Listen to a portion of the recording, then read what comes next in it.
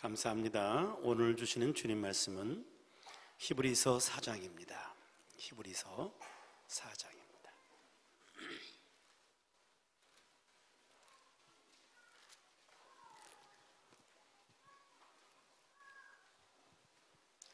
(14절부터) 16절까지 말씀 찾으셨으면 아멘. 자, 우리 다 같이 합독하시겠습니다. 그러므로 우리에게 큰 대제사장이 계시니 승천하신 이 곧 하나님의 아들 예수시라. 우리가 믿는 도리를 굳게 잡을지어다. 우리에게 있는 대제사장은 우리의 연약함을 동정하지 못하실 리가 아니요 모든 일에 우리와 똑같이 시험을 받으신 이로되 죄는 없으시니라. 그러므로 우리는 긍휼하심을 받고 때를 따라 돕는 은혜를 얻기 위하여 은혜의 보호자 앞에 담대히 나아갈 것이니라. 아멘. 아멘. 아멘. 이 놀라우신 하나님의 은혜가 우리 모든 삶에 언제나 함께 하기를 축원합니다.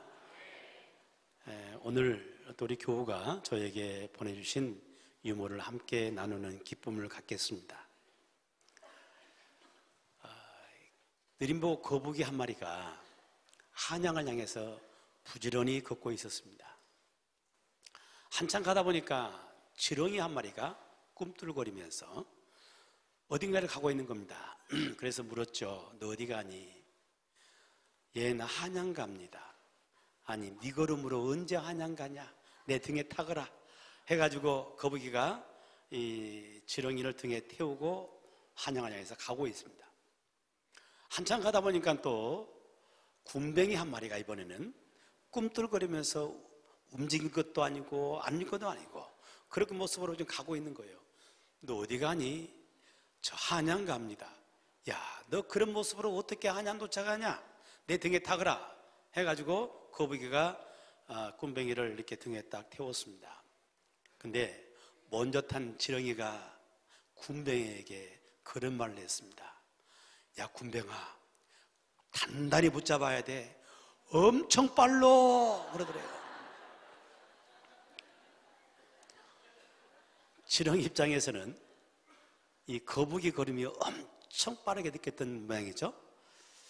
여러분, 인생을 사는 데 있어서 어떤 사람은 빠른 걸음으로 걸어가는 사람이 있고 어떤 사람은 여유 있는 그런 모습으로 살아가는 사람이 있습니다. 빠른 걸음으로 인생을 살아가든지 아니면 여유 있는 걸음으로 인생을 살든지 간에 우리 삶에는 주님의 은혜가 필요합니다. 왜냐하면 내 노력으로만 살 수가 없는 것이 우리의 인생의 모습이기 때문에 그런 거죠. 이 주님의 은혜가 있어야 되는 거죠. 이번 주 금요일 날 우리나라에 대단히 중요한 날입니다. 뭐가 있어 중요한 날이죠? 성경만 읽느라고 뉴스는 안 보시군요. 뭐가 있어 중요한 날이에요? 남북 정상회담이 있어요. 역사적인 날입니다. 지금 남과 북의 이 정상들이 서로 만나가지고 참 회담이 잘 이루어지기를 소망합니다. 그래서 남북에 꽉 막혀있는 이 교류가 터지게 되고 그러면서 이 통일의 기운들이 이렇게 일어나면서 이 나라가 평화로운 가운데 통일을 이루는 복된 역사가 이 단초가 또 시작되기를 간절히 소망합니다. 그런데 이런 통일을 이루어가는 이런 모든 과정들 대통령도 만나야 되고 남북 간의 정상들도 만나야 되지만 더 중요한 것은 거기에 하나님의 은혜가 있어야 한단 말이죠. 아무리 사람들끼리 만난다 할지라도 하나님의 은혜가 없으면 결코 좋은 결과가 나올 수가 없는 겁니다. 하나님의 은혜가 그 위에 임할 때 이 민족의 통일의 기운이 확산될 것이고 통일돼가는 아름다운 은혜가 있게 될 줄로 믿습니다. 그래서 우리에겐 정말 중요한 것은 범사에 하나님의 은혜가 필요한 겁니다. 잠언 16장 9절은 너무 유명한 말씀이죠. 사람이 마음으로 자기 길을 계획할지라도 그 걸음을 인도하신 이는 누구라고요? 여호와시니라. 사람이 자기 마음속에 뭔가의 계획을 세워요. 그리고 열심히 노력하며 살아요. 이거 필요합니다. 그러나 그 걸음을 인도하신 이는 하나님인 것이고 결정짓게 한 것도 하나님인 것입니다. 그래서 하나님의 은혜가 임할 때에 모든 것이 가능할 수 있다는 사실인 거죠. 우리가 살아가는 모든 삶의 현장 속에 하나님의 은혜가 가득한 복된 역사 있어지기를 축원합니다. 오늘 주신 본문의 말씀에 보게 되면은 우리에게 이 하나님의 은혜에 대한 말씀을 주고 있습니다. 16절을 보면은 그러므로 우리는 긍휼하심을 받고 때를 따라 돕는 은혜를 얻기 위하여 라는 말씀이 나오는데, 때를 따라 돕는 은혜가 있어요. 심하다 때마다 주시는 은혜가 있어요. 이 때를 따라 주시는 이 돕는 은혜를 공급받는 우리가 되기를 축복합니다. 시편 127편에는 그런 말씀을 주셨습니다. 여호와께서 집을 세우지 아니하시면 세우는 자의 수고가 헛되요. 아무리 집을 세우려고 노력을 해도 하나님께 은혜 주시지 않으면 헛될 수밖에 없다는 겁니다. 여호와께서 성을 지키지 아니하시면 파수꾼의 깨어있음이 헛되도다. 이 파수꾼들이 그 성을 지키기 위해서 밤새 깨어있다 할지라도 하나님이 지키지 않는다면 그거 헛고생이라고 말이죠. 너희가 일찍 일어나고 늦게 누우며 수고의 떡을 먹음이 헛되도다. 내가 내 삶을 살아가기 위해서 몸부림을 치지만은, 그러나 하나님의 은혜가 없으면 그것이 헛될 수밖에 없다라고 말씀하는 겁니다. 우리가 결정적으로 중요한 것, 내 삶의 노력도 필요하지만은 하나님의 은혜가 있어야 할 줄로 믿습니다. 매일매일 삶을 사는 것, 하나님의 은혜로 살아가는 거예요. 은혜가 있어야 사는 겁니다. 밤에 잠을 잡니다. 할 일과를 딱 마치고 잠을 자는 것도 하나님 은혜가 있어야 잠을 잡니다. 내가 자고 싶다고 잠을 자나요? 오히려 잠을 자려고 하면 더 정신이 초롱초롱 말똥말똥해져가지고 밤새도록 뜬으로 지내는 사람도 있을 거예요. 하나님이 내게 은혜를 주셔야 잠도 잘 수 있어요. 혹시 우리 가운데 어떤 불면증 속에 있는 사람들에게도 잠을 주신 은혜가 있기를 축복합니다. 오늘 밤에 푹 주무신 은혜가 있기를 축복합니다. 은혜가 필요하다 그러면 잠자는 것도, 아침에 깨어난 것도 마찬가지잖아요. 아침에 일어나는 것, 은혜 없이는 일어날 수가 없는 거예요. 주님이 나에게 생명의 은혜를 주었기 때문에 새 아침을 맞이할 수 있는 그 복을 받는 겁니다. 주님의 은혜예요, 이것이. 우리가 뭔가를 위해서 열심히 노력하죠. 학생은 학생 나름대로 공부하느라고 열심히 노력하고요. 또 청년들은 청년 나름대로 자기의 직장을 위해서 얼마나 몸부림치며 노력하는지 몰라요. 어른들은 어른들대로 직장에서 일터에서 얼마나 많이 몸부림치며 살아가는지 몰라요. 우리가 아무리 노력하며 산다 할지라도 여기에 하나님의 은혜가 없이는 아무것도 이룰 수가 없다는 겁니다. 그 은혜가 모든 것을 완성케 하는 줄로 믿습니다. 저는 우리 교회를 생각할 때 주님의 은혜에 너무 감사해요. 오늘 새해만교가 있다는 사실 너무 감사해요. 개척하고 개척 처음 초기에 저와 제 아내가 지금 5.18 묘역인데 가기 전, 그러니까 강주 교도소에서 5.18 그 묘진 쪽으로 가다가 보게 되면, 담양 쪽으로 가다가 보게 되면 오른편 쪽에 조그만한 교회 하나가 있었어요. 혹시 지나가면서 보신 분 계신지 모르겠는데 지금은 좀 새로 져가지고 조금 더 크게 졌더라고요. 근데 제 개척 초기에 그때는 아주 10평도 안 되는 조그만한 교회였습니다. 그 옆을 지나가면서 저와 아내가 하는 이야기가, 하나님 우리에게 저만한 교회라도 주시면 좋겠다. 막 힘들 때 그런 이야기를 하며 지나갔어요. 근데 하나님께서 오늘 새희망교회 있게 하셨거든요. 이 모든 주님의 은혜를 베푸시니까 그런 거죠. 뭐 잘한 것도 없고 잘난 것도 없고 뭐 남보다 더 많이 노력한 것도 아니고, 다 이런 노력 다 모든 목회자는 다 하잖아요. 그런데 심의도 부족하니까 하나님이 은혜를 베푸셔서 좋은 성도들, 열심히 있는 성도들 하나님 보내시니 새희망교회가 되지 않습니까, 여러분? 하나님의 은혜가 모든 것을 완성케 하는 거예요. 우리 노력 필요해요. 노력하며 살아야 돼요. 그러나 그 위에 하나님의 은혜가 텀딛지 않고는 우리가 이룰 수 있는 것이 없다고 말입니다. 그래서 하나님의 은혜는 매일매일 삶을 사는 가운데 우리에게 절대적으로 필요한 줄로 믿습니다. 우리가 갈수록 더 아름다워지는 그런 모습을 간다면 이 역시도 하나님의 은혜인 줄로 믿습니다. 은혜가 있어야 갈수록 아름다워지는 거죠.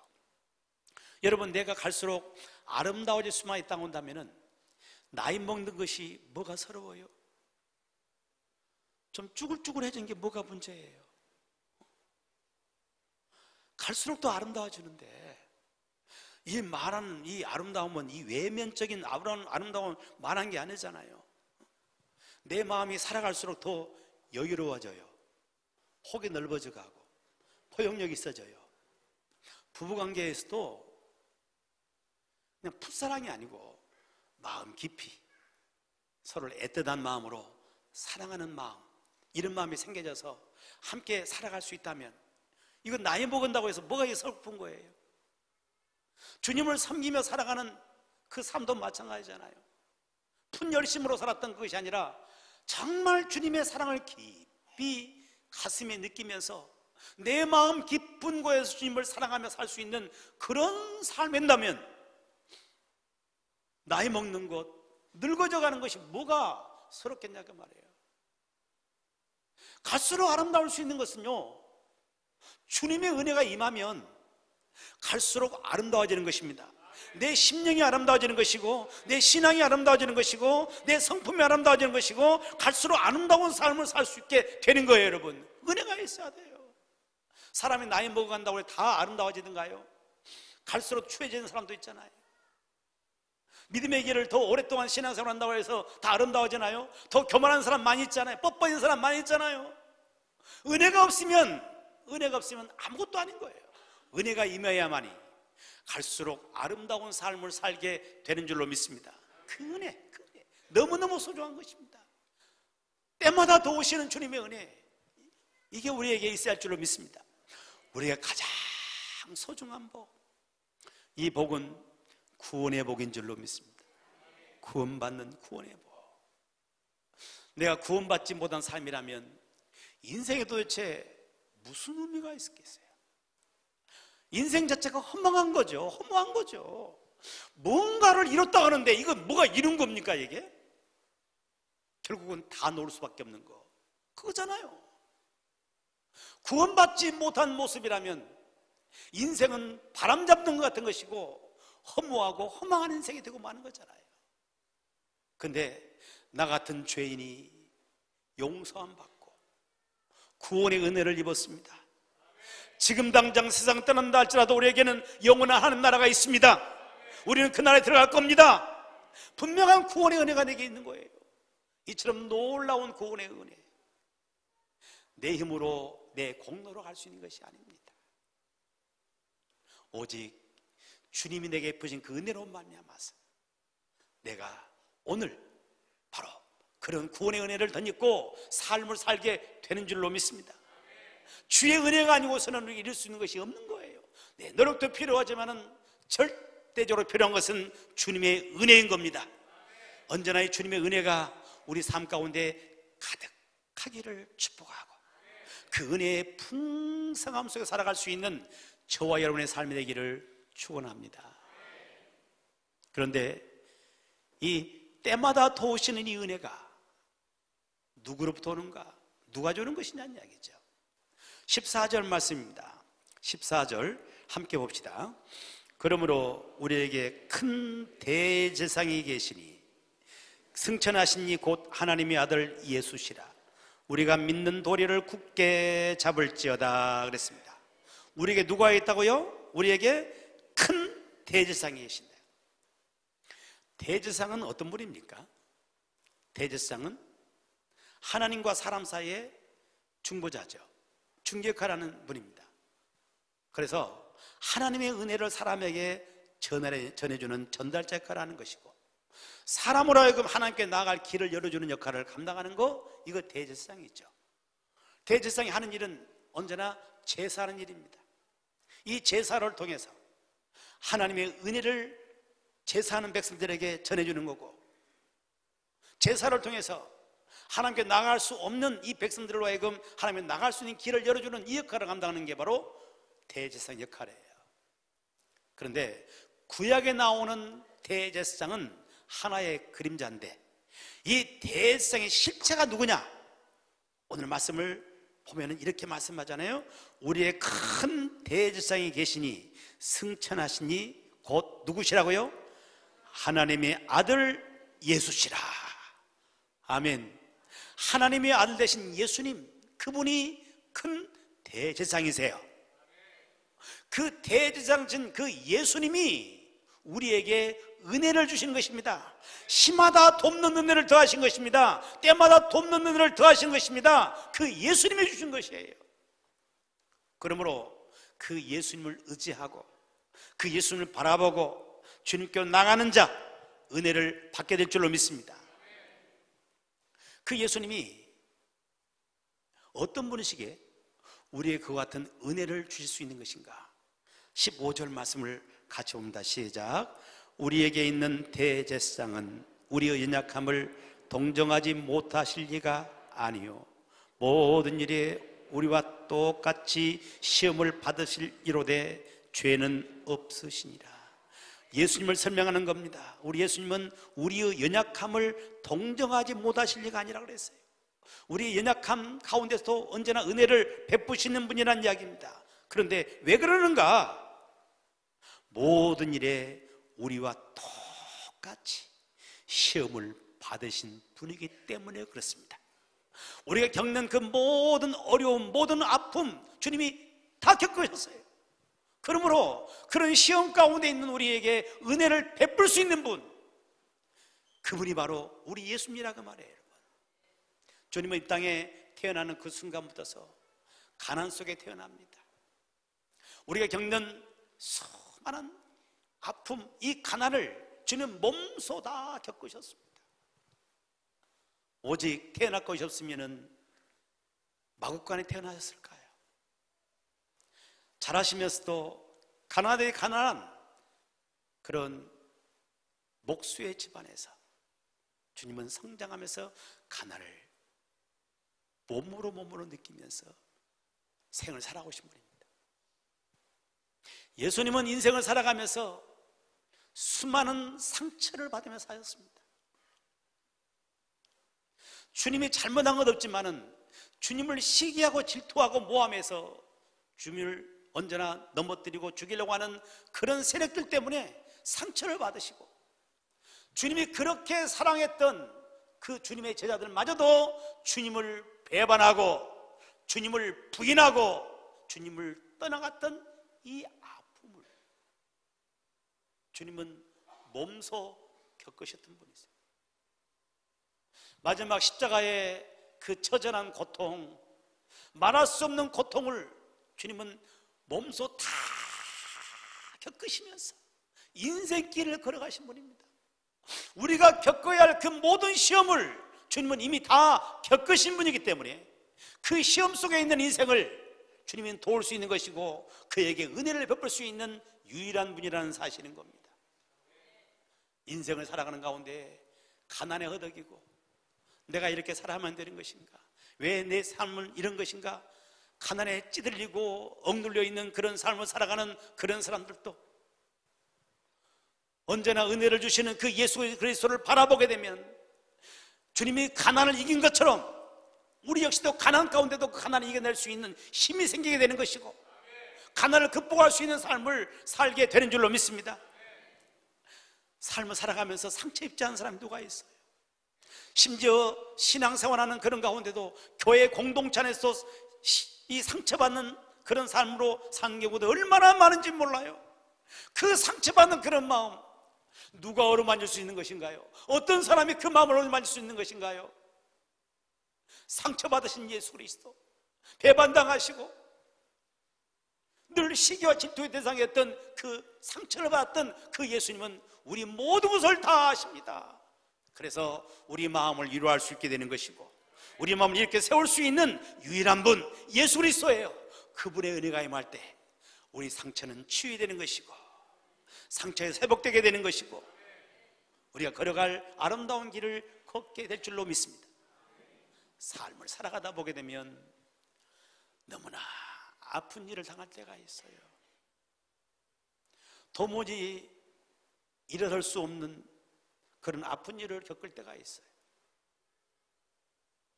근데 그런 가운데도 우리 주님을 바라보게 되면 우리 주님은 내가 겪는 고난보다는 훨씬 더 큰 십자가의 고난을 겪으시거든요. 우리 그 어떤 고통과는 비교할 수 없는 그 엄청난 고통을 주님이 십자가를 지시면서 다 감당하시고 마지막 남기신 말씀이 무슨 말씀이에요? 내가 다 이루었도다. 그 고통을 극복하고 주님에게 주어진 그 길을 걸어가면서 완성의 길을 걸어갔던 그 주님의 귀한 은혜의 역사가 주를 바라보는 사람들에게 임하는 것이고 바로 그런 사람들이 그 어렵고 힘든 그런 가운데서 일어서 다시 제 길을 갈 수 있는 그런 사람이 되는 줄로 믿습니다. 여러분, 우리에게 때마다 도우시는 그 은혜를 볼 수 있는 이유는 우리 예수 그리스도예요.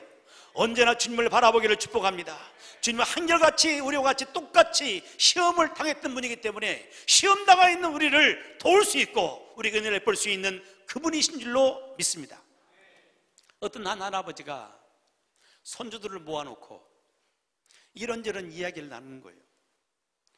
할아버지가 이야기를 나눈다 하면 꼭 하는 레파토리가 있잖아요. 우리 옛날에는 정말 못 살았어야 먹을 것도 없어가지고 얼마나 많이 굶었는지 몰라야 하면서 이야기를 해요. 그러니까 한 손주가 할아버지한테 그러더래요. 할아버지 그러면은 먹을 것이 없으면은 시켜 먹으면 되잖아요. 그랬다잖아요. 굶어보지 않은 놈들은 굶음의 앞을 몰라요. 주님은 우리와 똑같은 인생의 모든 시험을 다 겪은 분이기 때문에 그분의 은혜를 도울 수 있는 것이고 그분의 우리에게 은혜를 볼 수 있는 것입니다. 그 주님을 바라보기를 축복하고 주님을 의지하기를 축복하고 주님이 공급하시는 그 은혜가 우리 삶 가운데 가득하기를 주의 이름으로 축복합니다. 그런데 주님 우리에게 은혜를 베푸시는데 주님이 주신 은혜는 두 가지입니다. 하나는 내 노력과 상관없이 주시는 은혜가 있고 어떤 은혜? 내 노력과 상관없이 주시는 은혜가 있어요. 또 하나는 내 노력하는 모습을 보고 주시는 은혜가 있어요. 아멘? 두 가지 은혜가 있습니다. 이걸 자연의 이치, 농사 짓는 것으로 한번 생각해 보게 되면 농사를 짓는데 햇볕은 절대적으로 필요합니다. 비도 절대적으로 필요합니다. 내 노력과 상관없이 주어지는 거예요. 그런데 햇볕 주고 또 비가 내린다고 해서 농사를 다 똑같이 짓는 것이냐? 아니거든요. 어떤 사람들은 게을러 아무런 노력이 없이 살아가는 사람이 있어요. 이런 사람들이 가을에 거둘 것이 적을 수밖에 없는 거예요. 그러나 열심히 노력하는 겁니다. 땅을 파고 거름을 주고 씨앗을 뿌리고 김을 매주고 벌레를 잡아주고 물을 대주고 막 노력하는 거예요. 그런 노력 있는 사람들에게는 그 노력의 대가로 오는 은혜가 있는 겁니다. 아멘. 이게 신앙생활이에요. 신앙생활을 살아가는데 내 노력과 상관없이 주시는 은혜가 있어요. 이건 구원의 은혜인 겁니다. 내가 구원받는 것, 내 노력이 1%라도 들어갈까요? 내가 구원받는 데 있어 나의 노력이 0.001% 들어갈까요? 내가 구원받는데 나의 노력과는 상관없이 주어진 겁니다. 우리는 전적 타락한 자예요. 전적 부패한 자예요. 나의 노력으로는 구원받을 수 없어요. 오직 주님의 은혜로만 우리가 구원을 받은 줄로 믿습니다. 내 노력과 상관없이 주시는 은혜란 말이에요. 그런데 구원받고 난 이후에 그의 삶을 살아가는 가운데 어떤 사람은 노력하는 사람이 있고 어떤 사람들은 어떤 노력이 없는 그런 삶을 사는 사람이 있어요. 거기에 분명히 노력하는 자에게 주어지는 주님의 또 다른 은혜가 있다는 이야기예요. 아브라함과 조카 그 노스를 보게 되면 우리가 그것을 확언하게 하게 되는데, 아브라함과 그 조카 롯이 함께 우상 단지 그 나라 갈대아 우르에서 부름받습니다. 그래서 그들이 구원받고 나오는 거죠. 근데 이들이 구원받고 난 다음에 걸어가는 길을 보게 되면 아브라함은 주의 말씀을 쫓아 살려고 몸부림을 칩니다. 그래서 주님의 뜻대로 살아가려고 정말 많은 그런 시험들을 이겨나가면서 노력하면서 살아가요. 그런데 조카 롯은 그가 살아가는 삶의 방향을 보게 되면 말씀이 아니었어요. 은혜가 아니었어요. 오직 그가 사는 그 삶의 방향을 보게 되면 물질을 쫓아가는 거죠. 물질이 있는 곳, 더 풍부한 곳, 그것만 쫓아가는 겁니다. 결국 어찌 됩니까? 롯의 삶을 보게 되면 완전히 폐가 망신하게 되잖아요. 그가 살던 소돔과 고모라 성이 불과 유황으로 멸망받습니다. 겨우 거기서 건진받게 됐는데 그 딸이 아버지한테 몹쓸 짓을 해가지고 거기서 또 애를 낳아요. 완전히 풍지박산되는 그런 가문이 되고 마는 거죠. 근데 아브라함을 보게 되면 말씀을 따라가기 위해서 노력합니다. 가는 곳마다 언제나 다 재단을 쌓고 살아가요. 그걸 집중합니다. 그때 그의 삶 가운데 보게 되면 살아갈수록 믿음이 커지는 겁니다. 믿음 은혜가 생기는 것입니다. 갈수록 믿음이 커지게 되는 것이고 결국은 믿음의 조상이 됩니다. 믿음이 조상이 될 뿐만 아니라 그의 삶도 하나님께서 힘을 더하시고 풍부케 하시는 그 은혜를 공급받게 되는 줄로 믿습니다. 여러분, 주님은 우리에게 은혜를 주십니다. 은혜를 주시는데 내 노력과 상관없이 주는 은혜가 있고 내 노력하는 그 모습을 보고 주신 은혜가 있습니다. 내가 주님을 따를 때 나의 대가를 지불하는, 이런 대가 지불할 줄 아는 그런 사람 되기를 축복하고, 내 노력하는 그 모습 속에 주시는 그 은혜를 공급받는 그런 삶을 살아가기를 주의 이름으로 축원합니다. 주님이 나에게 은혜를 주신다면 그 은혜를 주시는 곳은 어디가? 어디를 통해서 은혜가 오는 것인가? 오늘 16절 말씀을 다시 한번 또 봅니다. 시작. 그러므로 우리는 긍휼하심을 받고 때를 따라 돕는 은혜를 얻기 위하여 은혜의 보좌 앞에 담대히 나아갈 것이니라. 아멘. 어디 앞에 나가자고요? 은혜의 보좌 앞에. 때를 따라 돕는 은혜를 얻기 위하여 은혜의 보좌 앞에 담대히 나가자는 거죠. 우리에게 때를 따라 돕는 은혜를 주시는 곳, 은혜의 보좌인 줄로 믿습니다. 보좌 앞에 나가는 그런 삶 사기를 주의 이름으로 축원합니다. 에스겔서 40장에 보게 되면 하나님께서 에스겔에게 하나의 환상을 주었습니다. 그 환상은 메마른 강에 대한 환상이었어요. 강이 메말라 있습니다. 모든 생명체가 다 죽어 있습니다. 근데 거기에 물이 흐르기를 시작하는 거예요. 천천히 지나가서 재보니까 물이 어디만큼 왔어요?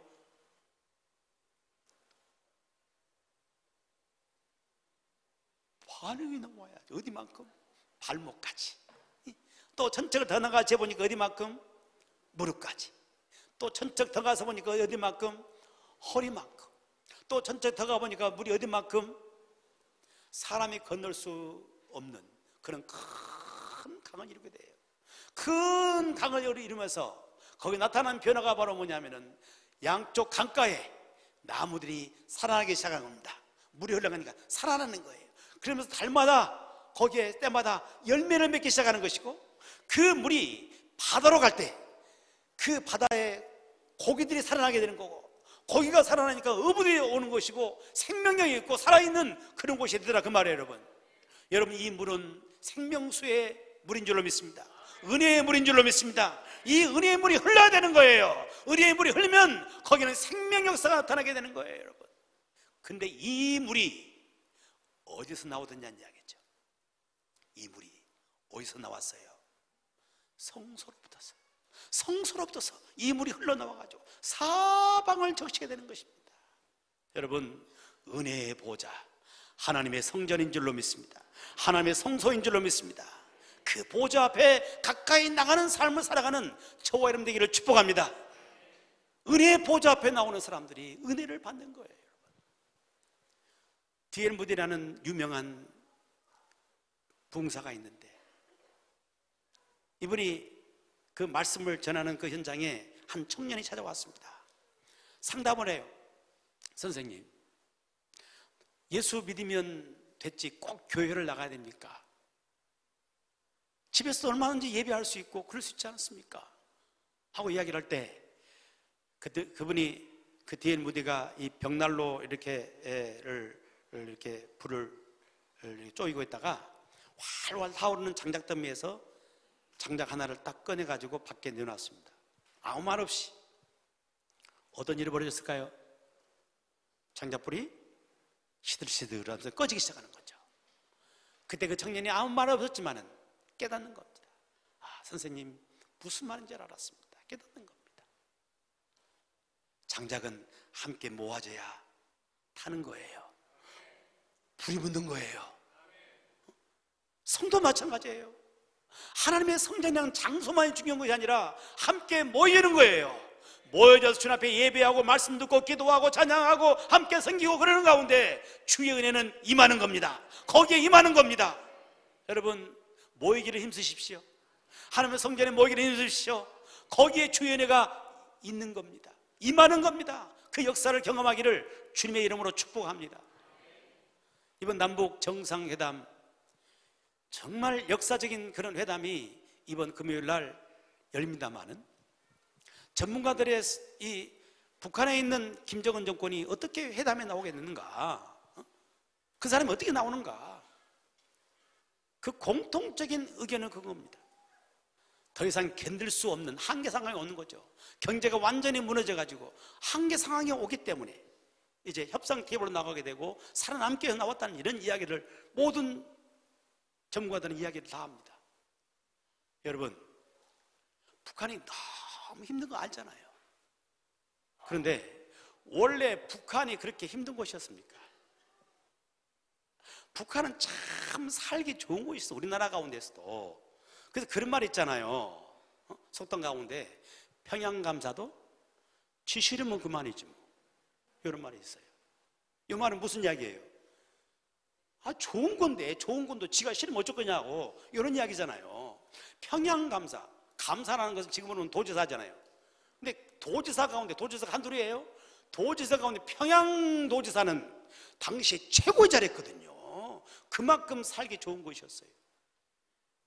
또한 이 평양이라는 곳은 동양의 예루살렘이라고 할 만큼 신앙의 부흥의 원동력, 거기서 나온 것입니다. 수많은 교회가 생겼던 것이고, 그런데 공산 정권이 딱 들어 순간부터서 교회 문을 닫았습니다. 총과를 닫았습니다. 수많은 순교자들이 나왔습니다. 교회 문을 닫고 난 다음에 경제 문도 닫아지게 되는 것이고, 인권의 문제도 닫아지게 되는 것이고, 모든 것이 다 닫히는 겁니다. 닫히는 거예요. 우리의 삶을 살아가는데 정말 소중한 것은 하나님의 은혜인 줄로 믿습니다. 이 은혜가 주님의 전을 통해서 흘러오는 거예요. 주의 전은 활짝 열려 있어야 되는 것입니다. 내 삶에 열려 있어야 되는 것이고, 그 전을 가까이 하면서 주님이 공급하신 은혜를 공급받아 우리 삶은 더 힘있고 아름답게 살아가기를 주의 이름으로 축복합니다.